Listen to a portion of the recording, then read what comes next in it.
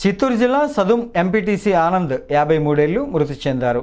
గత కొద్ది రోజులుగా అనారోగ్యంతో అస్వస్థతకు లోనైన ఆయన తిరుపతిలోని ఓ ప్రైవేట్ ఆసుపత్రిలో చికిత్స పొందుతూ శనివారం సాయంత్రం మృతి చెందినట్లు కుటుంబ సభ్యులు తెలిపారు.